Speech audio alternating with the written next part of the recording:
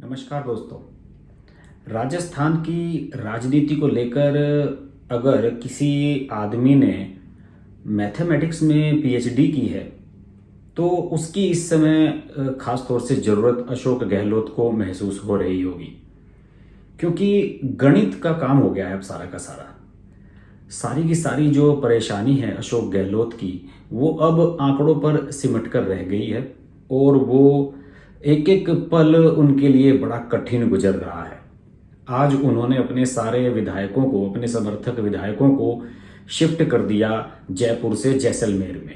50 से ज़्यादा एमएलए थे और इसके अलावा उनसे साफ कहा कि आप लोग वहीं रहेंगे। ईद हो, जन्माष्टमी हो, रक्षाबंधन हो, सारे त्यौहार आप अपने परिवारों को यहीं बुलाकर मना लें और कोई भी बाहर नहीं जाएगा। बड़ी टाइट पोजीशन हो गई है अशोक गहलोत की। और अशोक गहलोत के लिए एक नहीं तीन तीन चार चार फ्रंट पर मुश्किलें एक साथ आई हैं। वो मैं आपको गणितीय भाषा में समझाता हूं कि किस तरीके से उनके सामने दिक्कतें आई हैं। देखिए, इस समय जो पूरी गणित की सिचुएशन है, अशोक गहलोत की अगर मैं बात करूं तो उनके पास 88 एमएलए हैं जो कांग्रेस के हैं, सचिन पायलट वाले गुट को अगर हटाते तो। और इसमें बसपा से जो 6 एमएलए आए थे वो भी शामिल हैं। इसके अलावा 14 अन्य दल हैं जिनका उन्हें समर्थन प्राप्त है। 14 एमएलए अन्य दलों के हैं, जैसे कि एक रालोद का, एक सीपीएम का, 2 बीटीपी के और 10 निर्दलीय। तो इस तरीके से अशोक गहलोत का आंकड़ा 102 का है और वो दावा कर रहे हैं कि उनके पास बहुमत है, क्योंकि 200 विधान सभा के सदस्यों की इस स्ट्रेंथ वाली राज्यसभा विधानसभा में राजस्थान की 102 का आंकड़ा बिल्कुल किनारे पे है। 101 की जरूरत है, उनके पास 102 है। लेकिन इनमें से 6 को अगर माइनस करते हैं, क्योंकि 6 बसपा एमएलए वाला मामला मायावती ने हाई कोर्ट तक पहुंचा दिया है और चूंकि 14 तारीख को विधानसभा का सत्र होना है तो इस पर 11 अगस्त तक की तिथि हाई कोर्ट ने फिक्स की है कि बसपा के विधायक अपना जवाब दाखिल करें इस नोटिस पर। और अगर इस पर हाई कोर्ट ने 11 को फैसला नहीं लिया, कोई डेट दे दी और ये कह दिया कि जब तक इस पर फैसला नहीं होता है तब तक आप लोग फ्लोर टेस्ट में भाग नहीं ले सकते, तो समझ लिए कि अशोक गहलोत की स्थिति 0 हो जाएगी, वो खत्म हो जाएंगे, उनकी सरकार अल्पमत में आ जाएगी। सीपीएम के एक विधायक हैं गिरधारी लाल, वो किसी के भी तरफ नहीं है, वो अभी तक न्यूट्रल बने हुए हैं।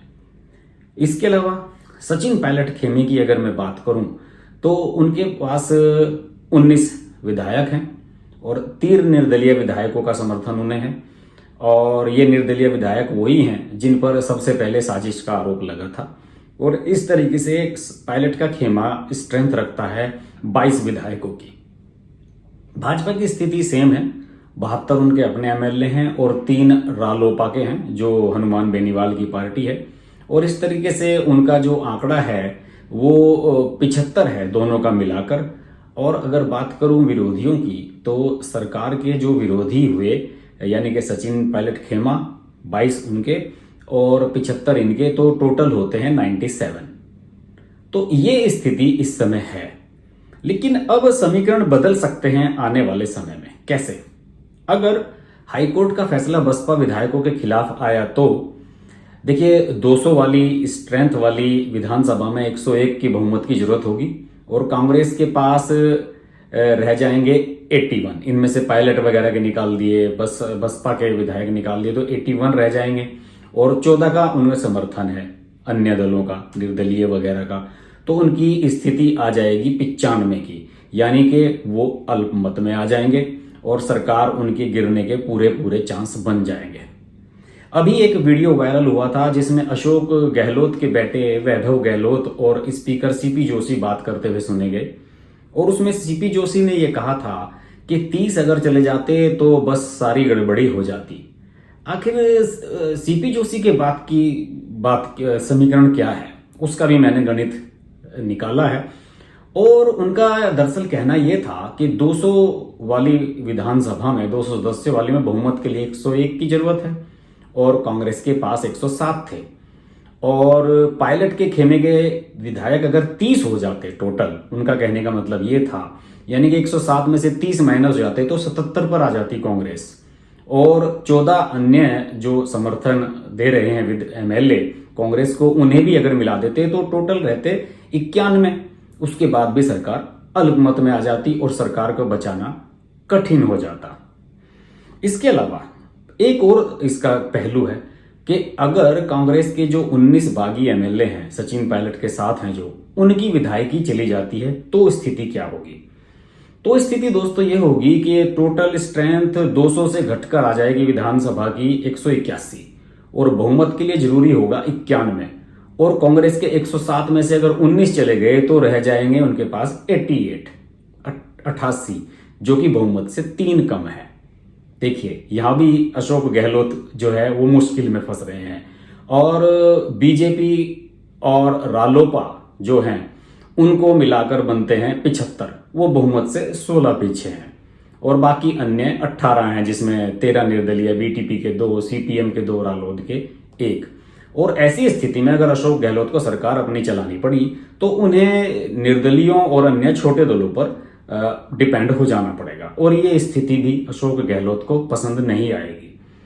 और अभी 10 निर्दलीय, बीटीपी, रालोद और सीपीएम का 1 विधायक अशोक गहलोत के साथ है, और अगर ये साथ बने रहते हैं तो क्या स्थिति होगी? सदन में जो टोटल स्ट्रेंथ रहेगी 191 की है, और बहुमत के लिए जरूरी 91 होंगे, और कांग्रेस के पास हो गई 88, 19 अगर माइनस कर दें पायलट समर्थक, तो कांग्रेस को बहुमत के लिए जरूरत होगी, बहुमत हो जाएगा उनका 102, अगर ये जो बाकी 14 निर्दलीय हैं वो उनके साथ रहते हैं। और इस स्थिति में अशोक गहलोत आसानी से साबित कर लेंगे अपना बहुमत। और अगर निर्दलीय और दूसरे दलों के सभी विधायक भाजपा को समर्थन दे दें तो क्या होगा? तो दोस्तों ये होगा कि 181 की स्ट्रेंथ रहेगी टोटल विधानसभा की, और उनमें से बहुमत के लिए जरूरी होगा 91, कांग्रेस के पास होंगे 88, यानी कि बहुमत से 3 कम, भाजपा के पास 75, बहुमत से 16 कम, और अन्य निर्दलीय वगैरह मिलाकर होंगे 18। और अगर ये सारे अन्य निर्दलीय वगैरह बीजेपी के साथ चले जाते हैं तो बहुमत से 3 ज्यादा हो जाएगी बीजेपी, यानी कि 93, और इस तरह से बीजेपी सरकार बना लेगी। और पायलट खेमे के विधायकों की सीट पर उपचुनाव हो सकते हैं, और सत्ता में बने रहने के लिए उसे कम से कम 8 सीटें जीतनी होंगी, यानी कि 19 में से 8 सीटें अगर बीजेपी जीत लेगी तो उसकी सरकार बनी रहेगी।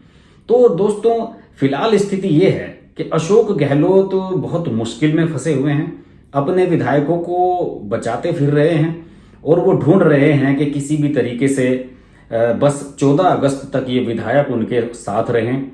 इसके अलावा उन्हें सबसे खास बात यह है कि उन्हें जो ये बाकी 14 लोग सपोर्ट कर रहे हैं बाहर से निर्दलीय, इन सबको भी उन लोगों को कंट्रोल करना होगा और उन्हें नियंत्रण में रखना होगा, और ये देखना होगा कि कहीं उनमें से जो लोग नहीं खिसक रहे हैं, अगर इनमें से लोग खिसकने शुरू हो गए तो फिर अशोक गहलोत की सरकार बिल्कुल नहीं बचेगी।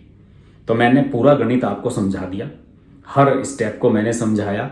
आप आराम से इस वीडियो को प्लेबैक करके देखें और समझें कि गणित क्या है, और अशोक गहलोत की सरकार हर कंडीशन में जा रही है, केवल एक ही कंडीशन में बच पा रही है, और बीजेपी की सरकार बनने के भी इसमें चांस बन रहे हैं। और वो कैसे बन रहे हैं वो मैंने आपको पहले एक्सप्लेन किया। राजस्थान की राजनीति पर हमारी बिल्कुल बारीक नजर बनी हुई है। हम आपसे बात करते रहेंगे, देखते रहिए हर्ष की बात लाइव। नमस्कार। नमस्कार दोस्तों, मैं हूं रवीना टंडन और आप देख रहे हैं हर्ष की बात।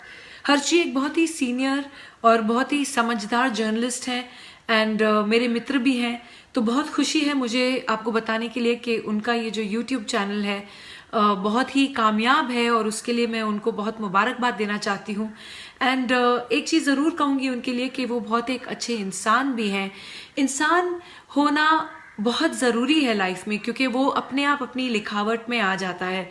तो बहुत ही कम ऐसे हमारे होनहार जर्नलिस्ट रह गए हैं हमारी इंडस्ट्री में जो सोचकर और समझदारी के साथ, रिस्पॉन्सिबिलिटी और जिम्मेदारी के साथ आर्टिकल्स लिखते हैं। सो कॉन्ग्रेचुलेशंस हर्ष जी, एंड आप लोग ज़रूर देखिए, लाइक कीजिए हर्ष की बात।